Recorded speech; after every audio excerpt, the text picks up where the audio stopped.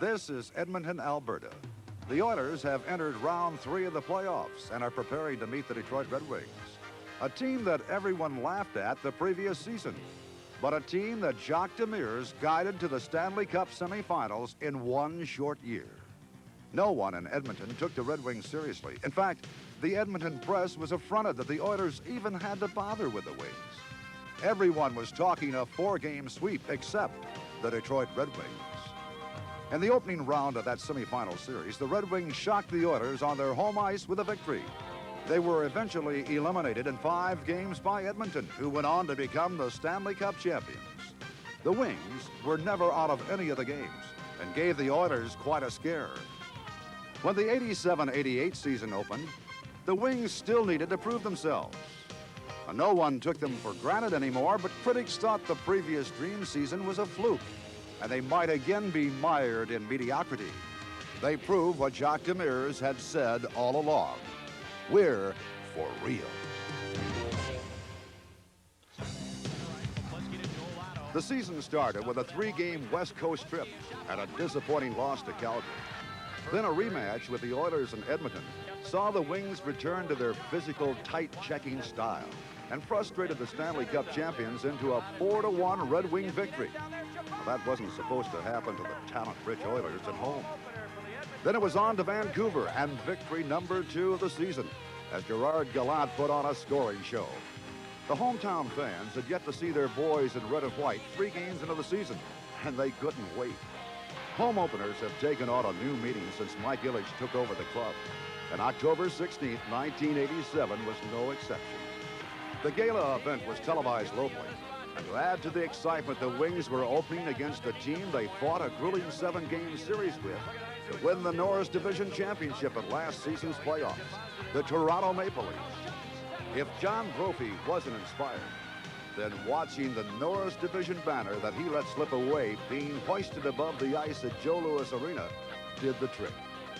The game began where these 2 teams left off 5 months earlier, bumping and banging. Both teams played solid defense, but the Wings did it better and eked out a 3-2 victory on a late goal by Bob Probert. Now, these people didn't need to be convinced.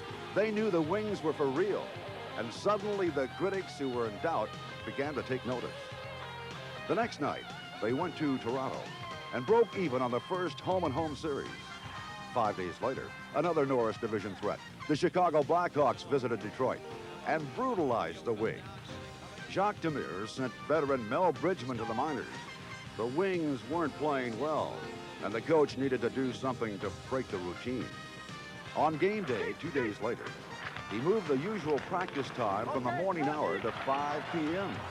It seemed to help because 2.5 hours later, they played much better in front of the home crowd, sending Mario Lemieux and the Penguins back to Pittsburgh a loser.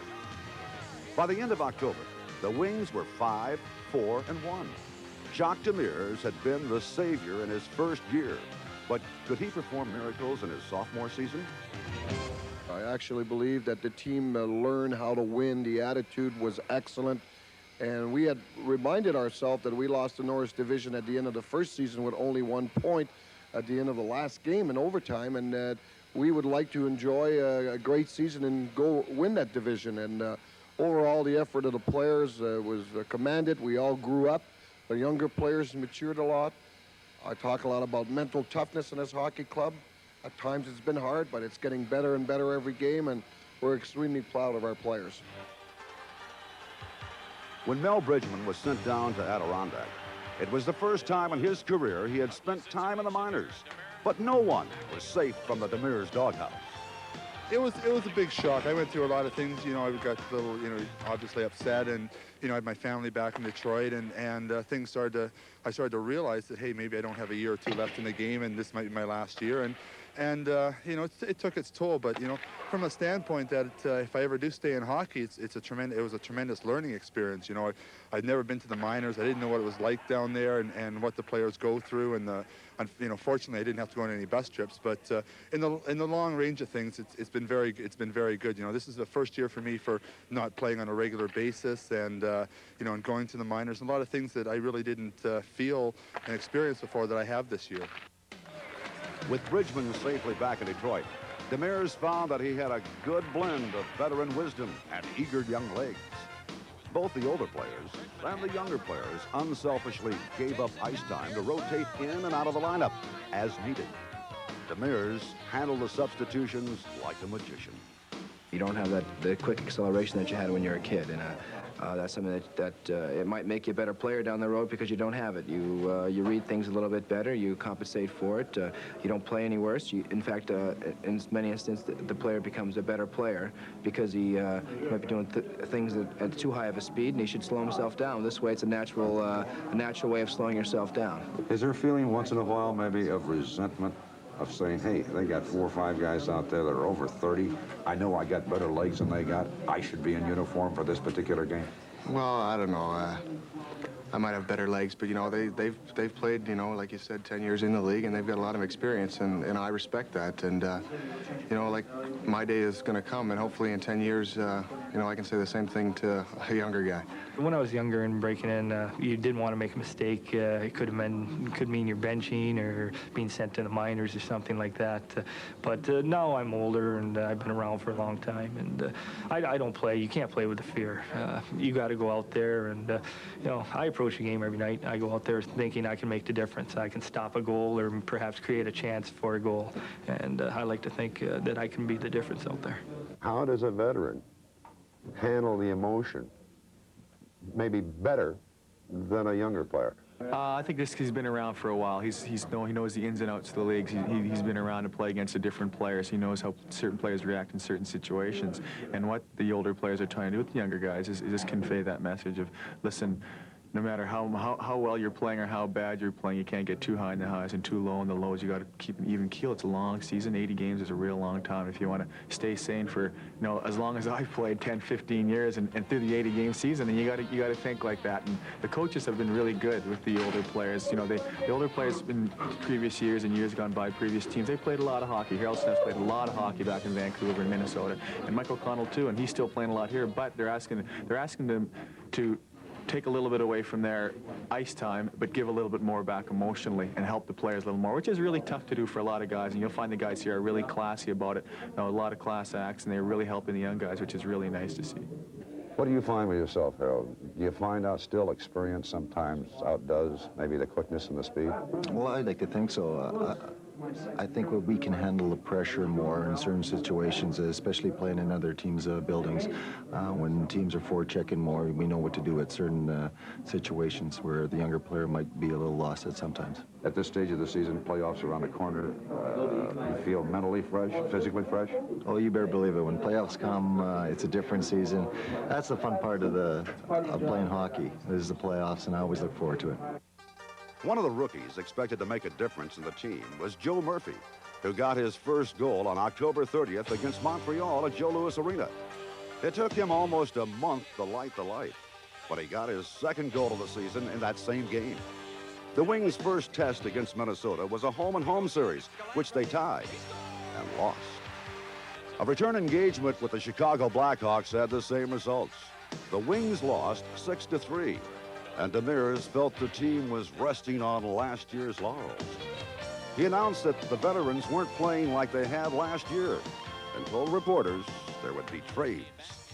That information hit home with all the players, resulting in a much-inspired victory over the New Jersey Devils.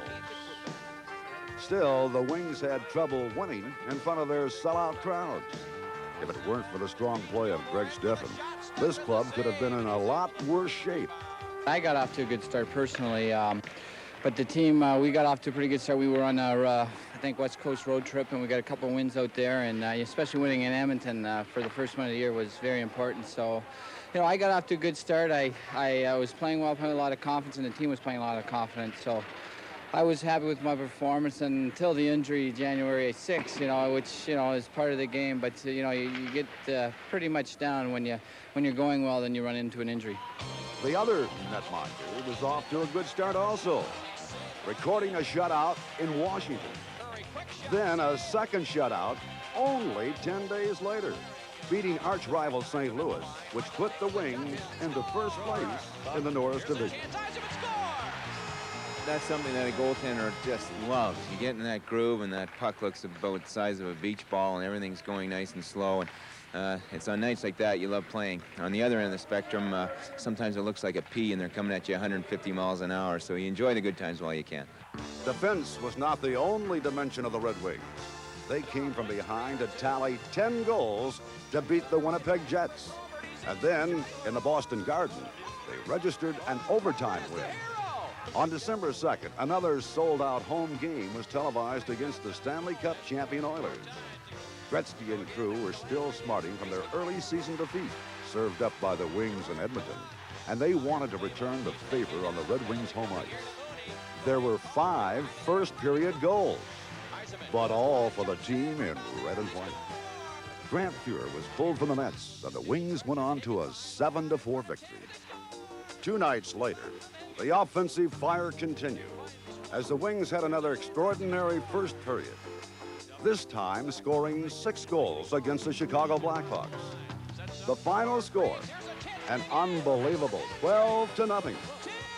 3 of those goals were off the stick of Tim Higgins. Well, it's definitely stuck in my mind because it was the first hat trick of my career, and it was against a team that I used to play for. So it was a great feeling to finally get one, to get against a bunch of guys that I used to play with. When you get the first 2, do you start talking to somebody and say, hey, make sure you get the puck to me, I got another shot at it? No, not really. You know, you're hoping that you'll get a chance to get the puck, but you just, you know, at that time, I think I had 2 of the first 3 goals, so it was more or less, you know, we were just trying to win the game, and then we started to blow them out, and then you start to, well, maybe I can get that 3rd one, and I got it right at the start of the 3rd period. In another meeting with the Toronto Maple Leafs, the Wings blew a 4-1 lead and let the Leafs take them to overtime. Despite good goaltending by Glenn Hanlon, Russ Courtnall scored the winning goal. Overtime winner for Russ Courtnall on the power play. Back home against the St. Louis Blues, the Red Wings let another lead slip away to create overtime again. This time, Stefan was able to preserve the point and escape with a 4-4 tie. In mid-December, Jacques Demers took his club to the Big Apple to tangle with the Rangers for the first time this season. And he wasn't pleased with the officiating. He is really hot. He's saying, open your eyes.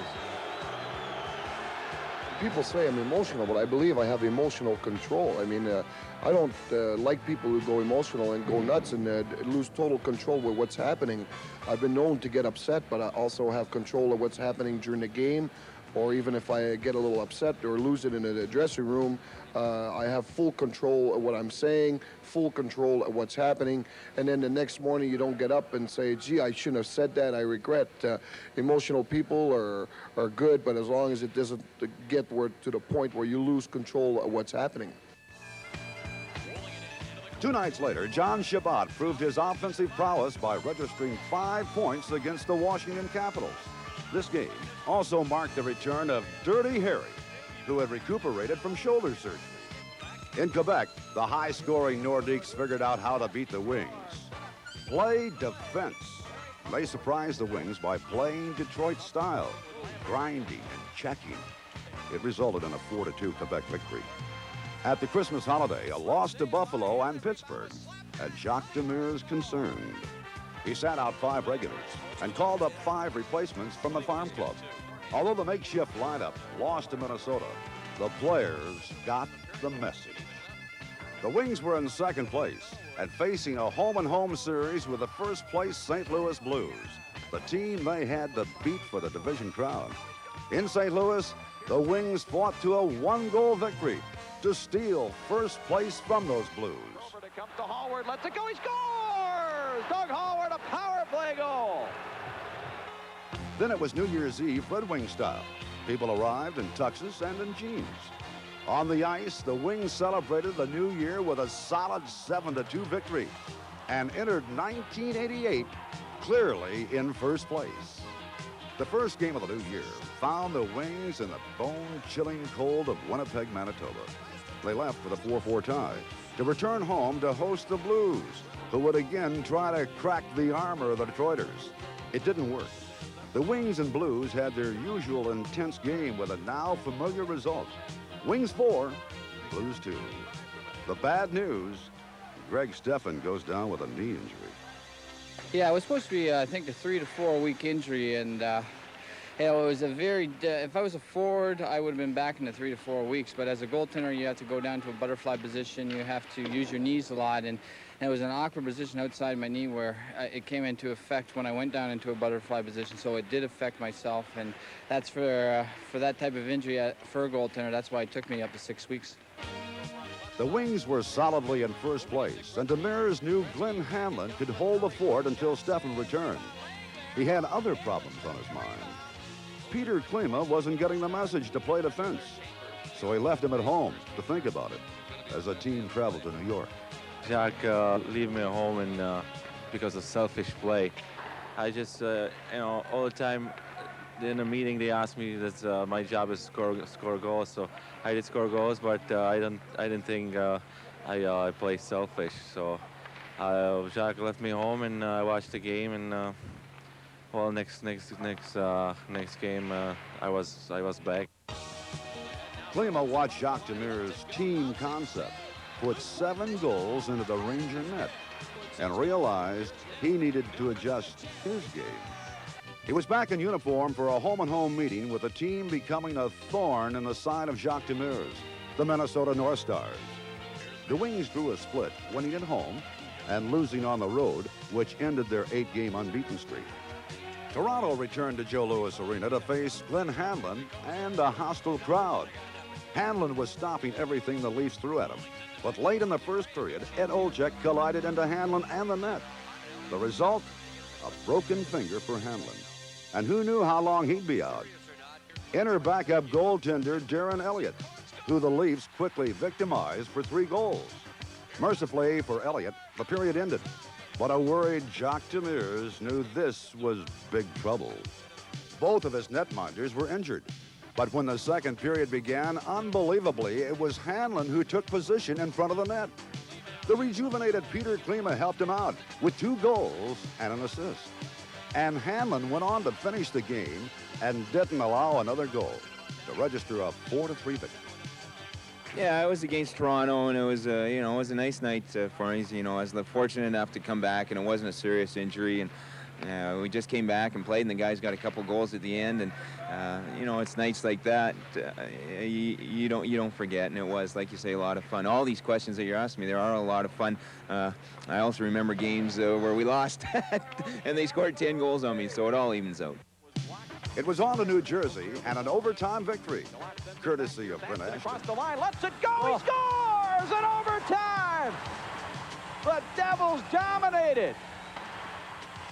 Meanwhile, the Calgary Flames were terrorizing the league, and their next stop was Joe Louis Arena. They couldn't wait to test the Wings again after beating them in the season opener. Demers and the whole team knew how meaningful this game was. Both teams played well, and the Wings came away with a 4-4 tie, proving they were among the elite in the NHL. Going into Hartford the next night, the Wings had only 1 loss in 12 games, but that would end this night with a 2-1 overtime defeat. They returned home to renew the battle with Chicago, and neither team could declare dominance in this season's series. At this time, it was Chicago's turn at victory. What better way to wrap up the week in the month of January than a home-and-home series with the Toronto Maple Leafs? Friday night at Joe Louis Arena, the Wings were skating to a 3-2 victory when the Leafs scored with only 3 seconds left. Dumps it back behind the net. It comes out in front, they score! 3 seconds. Oh, my, do you believe it? Detroit did everything right. They won the faceoff. Yep. And it came out in front. Hanlon was turned the other way, and at 19:57, this game is tied. They played a scoreless overtime to set up the game Saturday night in Toronto. Different city, same story.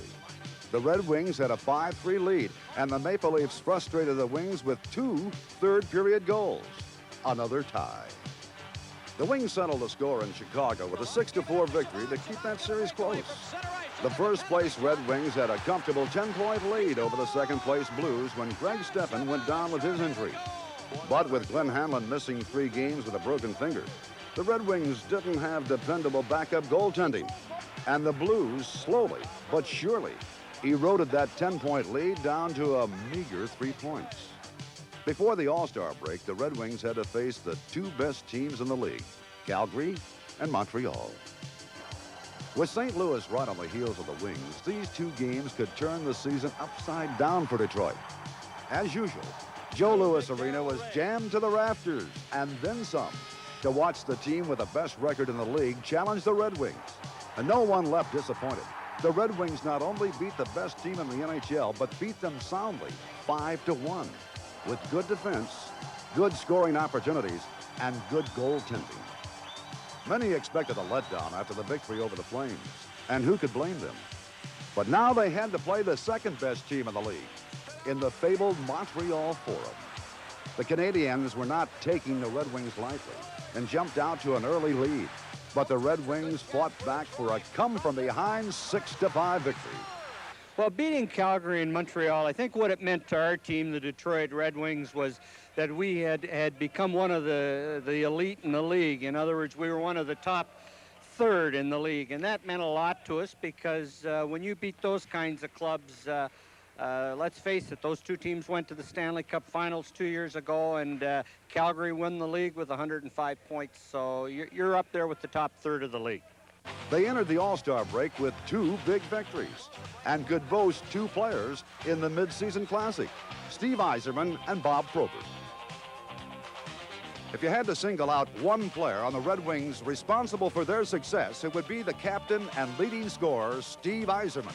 In the two big games prior to the All-Star break, he was the #1 star in both games, notching a hat trick versus Montreal. At the midway point of the season, Steve had already registered 43 goals and 45 assists, on his way to setting the Red Wing record for the most goals in a season. The captain was a leader by example, having been voted the #1 star 8 times and the #2 star 8 times so far this season. He established the longest scoring streak in Red Wing history, lasting 22 games and touching 3 months from November 25th through January 10th. In that last game against Pittsburgh, he had 2 goals and 3 assists.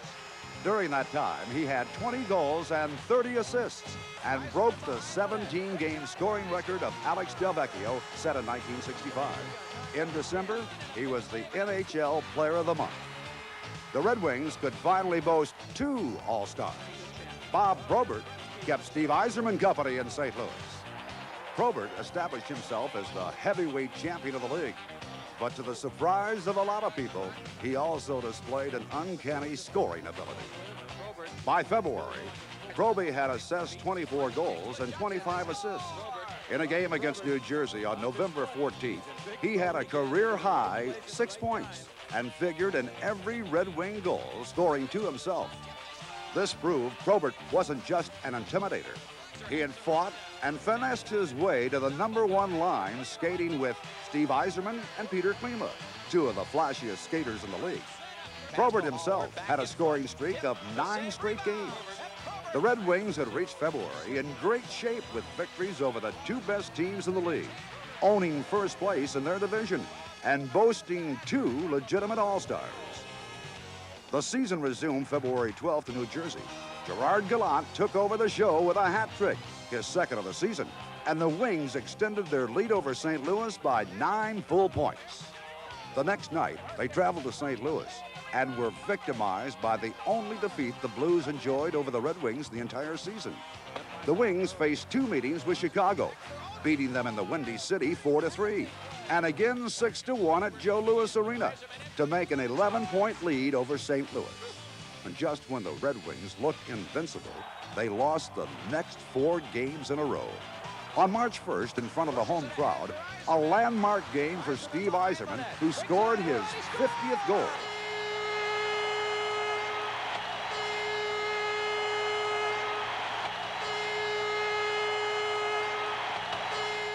It had to be the happiest night of Steve Eiserman's life.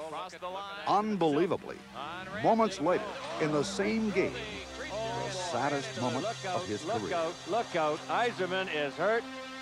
He ran into the goalpost, cut his leg at a bad angle, and that could be disastrous. 20,000 shocked fans watched the 87-88 season hopes limp from the Joe Louis Arena ice. An amazing circumstance for Steve Eiserman, the biggest moment of his career, and the biggest letdown, all in the same evening. You know, it was unfortunate. The night I scored the 50th goal, it was kind of it was a night I would have hoped to remember for a positive reason, but you know, unfortunately, I got hurt on that night, but looking back now, there's nothing really to worry about. I'm going to be fine, and it won't affect me. The Wings won that game against Buffalo, but many in the arena felt they had just lost the entire season. The Wings were not a one-dimensional team, but what would happen without Steve Eiserman? What did happen surprised everyone. The Red Wings showed the true depth of character they had and gathered together to go 9 games without a loss. In that span, more good news evolved with the return of Greg Stephan on March 6th, 2 months after his knee injury. Stephan registered a victory his first game back. Then on March 17th, a day off for the Red Wings, they clinched first place for the first time in 23 years when St. Louis tied Minnesota. Without the need to win, they relaxed and lost the next 4 games, but rebounded with a tie against the New York Rangers when Gerard Gallant scored his 3rd hat trick of the season on March 26th. They went on to win their next 3 games, but on the last game of the season allowed Toronto a 5-3 victory, which allowed them to make the playoffs and face the Wings in round 1 4 days later. This Red Wing club could boast 41 wins, which was the highest total since the 1955 season, which incidentally was the last time the Wings had won the Stanley Cup. 41 points separated the first-place Red Wings and the lowly Maple Leafs, but they were exactly even in the season series, 3-3-2. In the opening game of the playoffs, Toronto stunned the Red Wings 6-2, beating Glenn Hanlon, who had been the stopper last year. And obviously, the Red Wings took the Leafs for granted. The next night, Peter Klima led the Game 2 resurgence with a hat trick. And no one had scored a playoff hat trick since Norm Allman did it back in 1965. Demers showed good judgment in returning with Glenn Hanlon in goal, who managed a victory by the same score over the Leafs, 6-2. For Game 3 on Saturday night, the series moved to Maple Leaf Gardens. And this time, Jacques Demers elected to go with Greg Stephan in goal. It was Peter Klima who was the star of the game, scoring 2 goals, one of which coming from the first ever attempted penalty shot by a Red Wing in playoff history. Let's watch number 85. He scores! Peter Klima! Klima was the #1 star in a game won 6-3 by the Red Wings. Jacques Demers came back wisely with Glenn Hanlon to start Game 4. And Glenn responded with his 4th career playoff shutout. Now behind the net, down boost. And the Leafs Terrian able to clear it for Russ Courtnall. Coming up against O'Connell. Bullet shot at Hanlon, the glove save. The Red Wing offense supported Hanlon with 8 goals. One with Probert. One man back is Salming. Klima moves in for Probert. He scores, Boyd, and he waits to the last second to make that play happen for Bob Probert. The 8-0 victory set up Game 5 back in Joe Louis Arena. As usual, there was a sellout crowd awaiting the boys in red and white. Greg Stephan was suffering from the flu, and Glenn Hanlon was feeling strong after his shutout in Toronto. A packed house could sense victory. The Wings would send Toronto home packing. The Red Wings on to meet the winner of the Chicago-St. Louis series and the honor of playing in round 2. Hanlon was sharp in goal again, but with just over 5 minutes gone in the second period, he stopped a shot that shattered his protective cup and gave him a severe groin injury. Stephan had to be awakened in the trainer's room and now had to battle not only the flu, but the Toronto Maple Leafs. Toronto was up 3-2 when Stephan entered the game, but Detroit came back to tie in regulation and send Game 5 into overtime. After the 15-minute intermission, Stephan was able to man the net again, but he lasted only 32 seconds when Ed Olczyk scored the game winner, which sent the series back to Toronto for game number 6. Back in Toronto, Demers surprised everyone with his choice of goaltenders. Steffen was still sick, and Hanlon still hurt. So he called on Sam Saint Laurent from Adirondack to start the game in Maple Leaf Garden. As the first period unfolded, unbelievably, Saint Laurent was hurt as Mel Bridgman was pushed into the net, and Saint Laurent left the game with a knee injury. Again, Greg Steffen had to come into the game in relief. The Maple Leafs knew he was still not well and provided a tenacious effort. But Steffen, adrenaline flowing, managed to preserve a 5-3 victory. And the pesky Maple Leafs went down at the hands of the Red Wings. Beach is open. He shoots. He scores! And now it was on to round 2, and none other than the St. Louis Blues. The season series between the Wings and the Blues was clearly in favor of the Red Wings, with 4 victories, 1 loss, and 3 ties. Joe Louis Arena was jammed to the rafters for Game 1, which was a typical, tight-checking, tense Norris division battle. But the Wings managed enough offense to score 2 goals in the first 2.5 minutes. But the Blues wouldn't die and kept coming back to tie it before the first period ended. Steve Chason had the only goal of the second period, and then Mark Hunter scored his second goal of the game to tie it again. But Sean Burr scored his second goal of the night, and then Gerard Gallant got the game winner. Wrap up game number 1. The next day in practice, the Red Wings would suffer yet another injury as Sean Burr collided with Rick Zombo. Burr fell to the ice with a concussion and a separated shoulder. With Burr and Eiserman out, that meant 2 of the top 3 centers were absent. To begin Game 2, Jacques Demers chose Greg Steffen. And again, Peter Klima played inspired hockey and scored his second playoff hat trick. Klima, there's the hat trick. Bingo, bingo. What a play by the big man, Probert.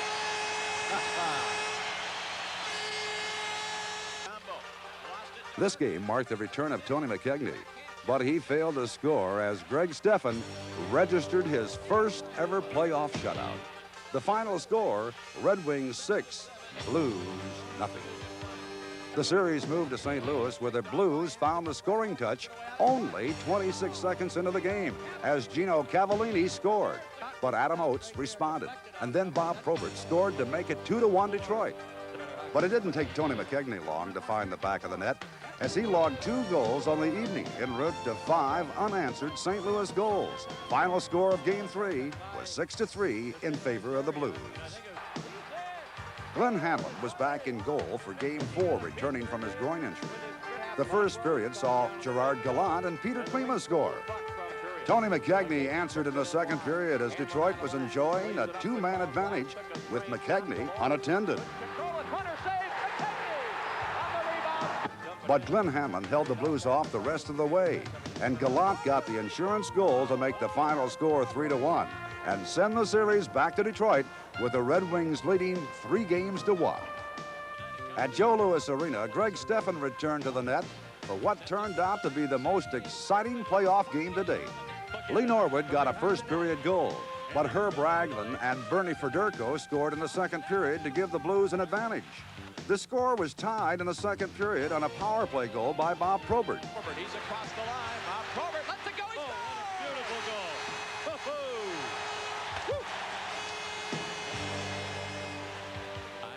The third period started all tied at 2. Steve Bozak was assigned to shadow Peter Klima, but found time to break away and score a goal to send the Blues ahead 3-2. The lead lasted only a minute and a half until John Shabbat beat Greg Millen to tie it up again. The Red Wings pressed the whole third period. And finally, Tim Higgins along the boards escaped and scored a spectacular unassisted goal to ice the series and send the Red Wings into round 3 of the Stanley Cup playoffs.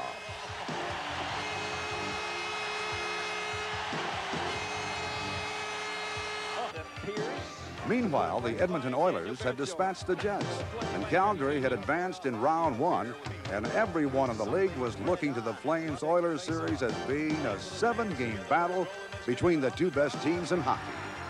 What resulted was a 4-game sweep by the Oilers, who sat in waiting for the Detroit Red Wings. The NHL champion Oilers had the home ice advantage, and the Wings traveled to Edmonton early enough for the players to celebrate making the Final Four with some very unusual haircuts.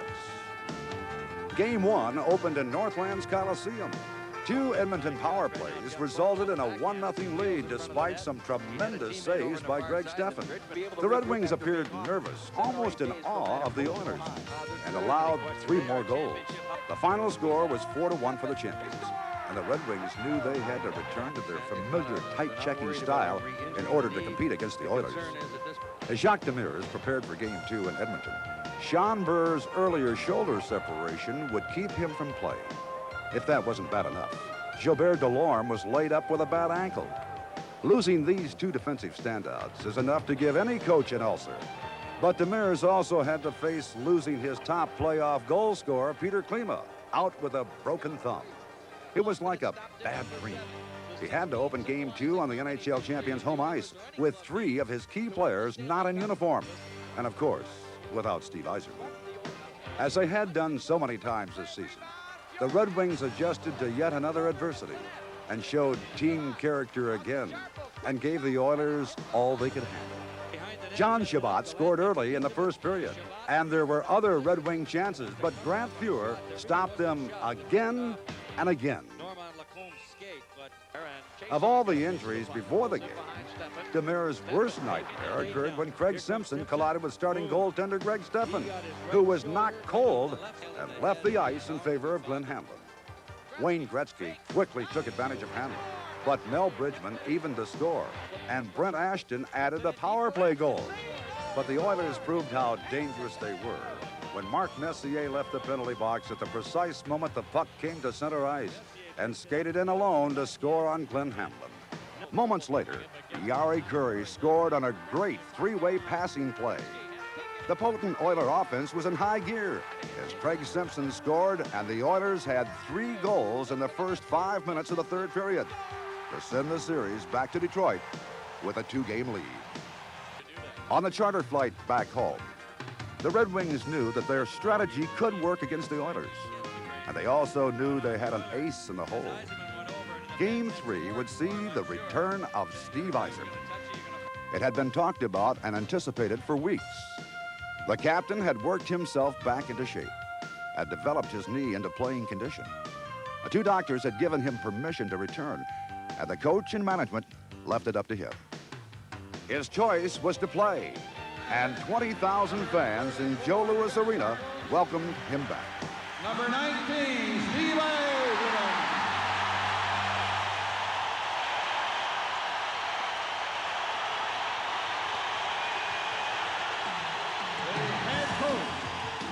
No one, not even Eiserman, could anticipate what would happen. And when any Oiler got near him, everyone held their breath. No one was gentle on him. It appeared that the Oilers were testing his conditioning and his guts. Greg Steffen was still feeling the effects of the concussion, so Glenn Hamlin was in goal. It didn't take the great one long to quiet the Joe Louis Arena crowd with a power play goal. Brent Ashton evened the score on a Red Wing power play, and Eiserman collected his first point with an assist. In the second period, Ashton scored his second goal. Now Oates and Huddy battle. It comes to Ashton. Quick shot. He scores!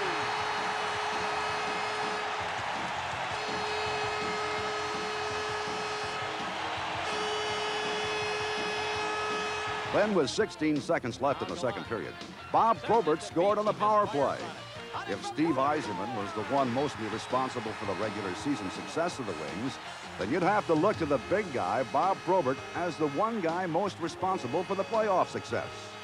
He broke Gordie Howe's playoff point record by playing smart, avoiding fights, and staying on the ice while the opposition players visited the penalty box. The Red Wings were up 2-1 in the third period until Gretzky scored again, and the fans and the television audience began to shudder. The great Oiler offense was hammering away at Glenn Hamlin, but he held them off. And finally, Dave Barr iced the game with just over 2 minutes left. Here comes Oates. He's in! Oh, they score! No goal or a goal. No goal or a goal. It went in off the skate, but I think it's going to be allowed. Series as we look at the first 8-legged creature. The Red Wings knew they were good enough to play against the Stanley Cup champions. and they proved it. Now the series stood at 2-1 in favor of the Oilers, with Game 4 back at Joe Louis Arena.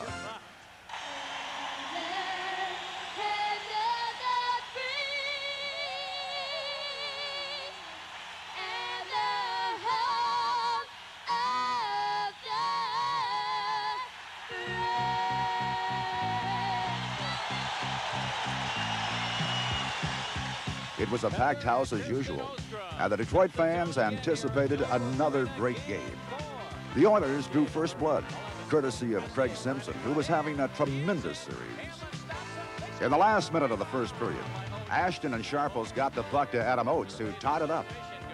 Only 23 seconds into the second period, Yari Curry scored with some great help from Gretzky. And he went in behind the net. Hanlon's got to get back. They center and score. 3.5 minutes later, Glenn Anderson scored his 6th goal of the playoffs to put the Wings down 3-1. But there was no quitting in the Red Wings, and Bob Probert again came through, scoring his 7th goal of the playoffs. Gallant for Probert. He scores! Oh, wow.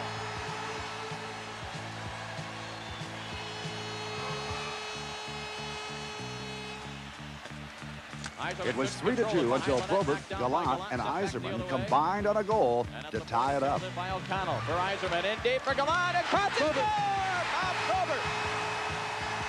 Bingo, bingo, bingo. Tie game.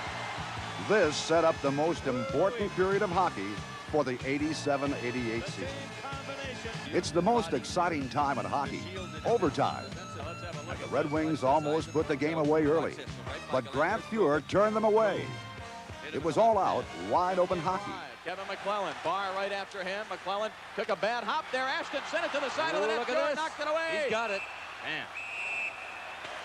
It'll take a mugging.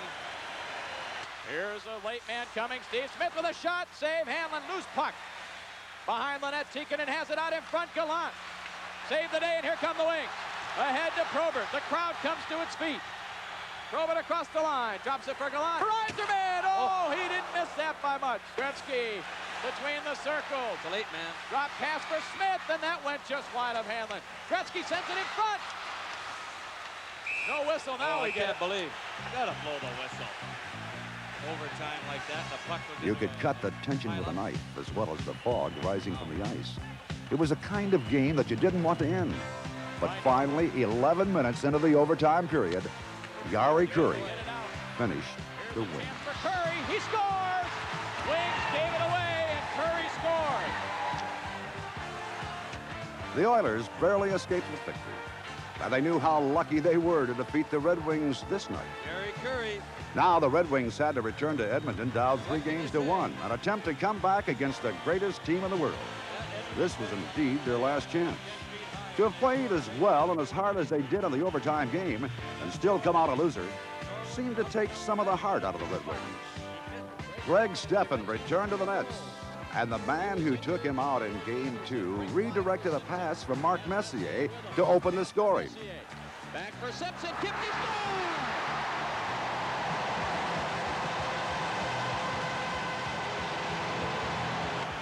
Here come the Oilers. Gretzky, number 99. Let's win goal. But it wasn't in the Red Wings to give up, as Brent Ashton tied it up, scoring his 7th playoff goal and his 5th against Edmonton.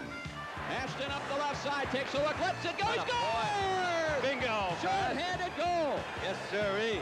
He's looking to Greg Simpson notched his 2nd goal of the game. But the Red Wings weren't finished yet. Dave Barr tied the score again. And here's a chance for Barr, he scores! There you go. Dave Barr has tied the hockey game. Grant Fuhr got banged out of position. Muni slaps it in. Mark Messier put the Oilers ahead again.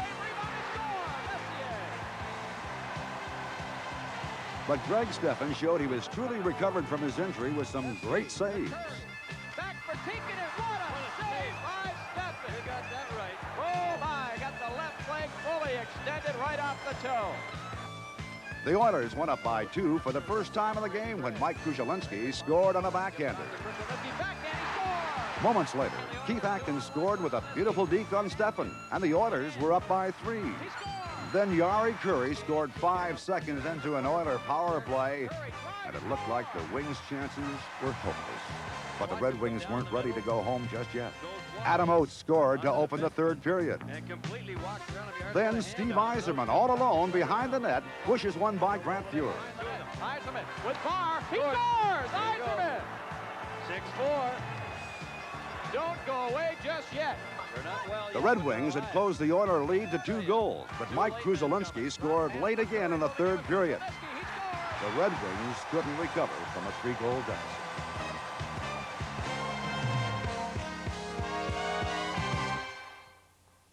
A proud group of young men had repeated the dream season from the year before. They were one of the best 4 teams in the league and demonstrated that they were among the NHL's elite. The Red Wings had developed a solid core of talented young players mixed with the wisdom of seasoned veterans. As they slowly add to that talent, it'll eventually be the Oilers who stay home and watch the Red Wings play in the finals. But for the 87-88 season, they overcame adversity, picked up the slack when key players went down, established team records, won their division, and returned to the Stanley Cup semifinals. They proved what Jacques Demers said all along: we're for real.